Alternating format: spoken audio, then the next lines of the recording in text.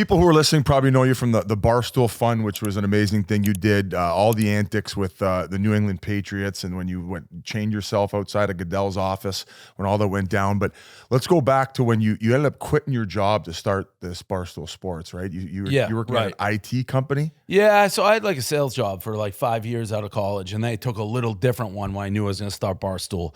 But yeah, I had a sales job for like 5 years. So that's why salespeople are just like full of shit in a sense? Or how it should be done? Nobody wants to be a sales guy.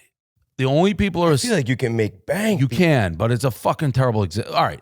If first of all, if your sales staff, you want to be a bunch of fucking Gordon Geckos, wet hairs, running around, like bragging about their fucking cars because they're money driven. Like liars, basically. Yeah, like liars. Basically, like you got to take a call. We don't have that. And like, there's a guy used to have. The guy. A woohoo guy. This guy was...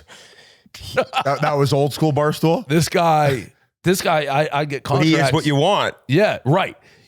Yes, Lewis. We'll say his name. And like... He's trying to fight David. He was like trying to fight him like Kimbo Slice in the backyard. Yeah, literally.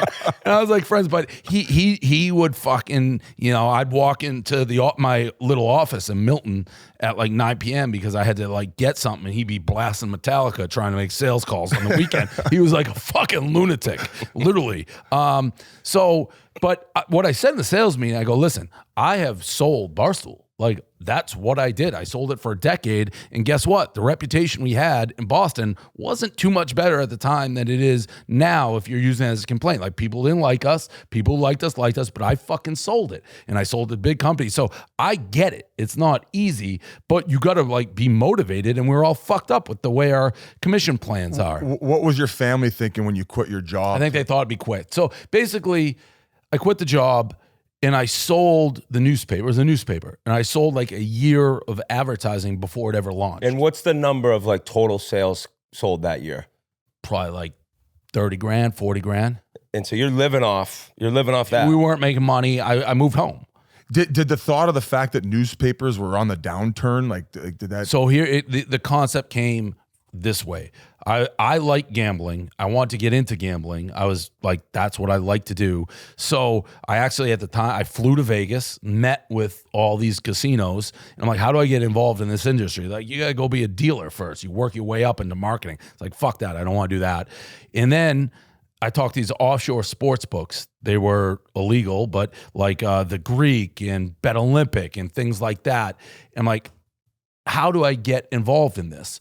And they were the ones who came up with the concept. They're like, listen, we don't want to be advertising online right now because during the time, and this is like 2003, 2004, if you go to website gambling, fireworks, pop-ups, looks like you're getting your credit card stolen.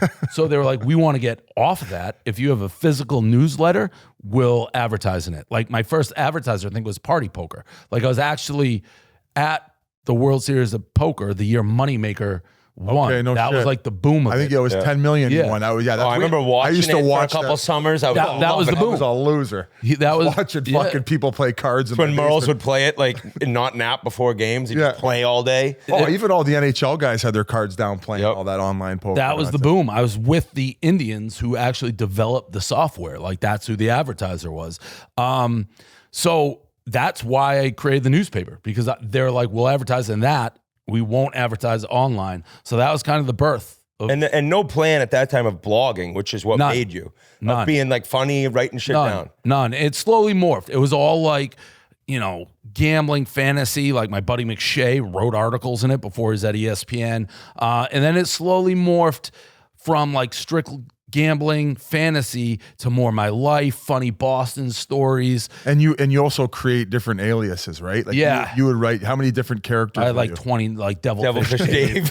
Yeah, so it would have a million different names because I didn't want people to know it was all me. Yeah, like I'd put in fucking Fleming's Steakhouse as an ad, and then I'd call up Morton's, be like, look at this, your fucking competitor is in the newspaper. Fucking, that's how you sell. And then shit. And then Fleming's calls me like, who the fuck did this? I'm like, oh, that was a sales guy. He did it, and he's fired. He's gone. Yeah. So I was like, sorry, can't, because they literally called me. They're like, we didn't advertise. Why are we in your newspaper? That's how bad we were. They wanted the free advertising out. Like,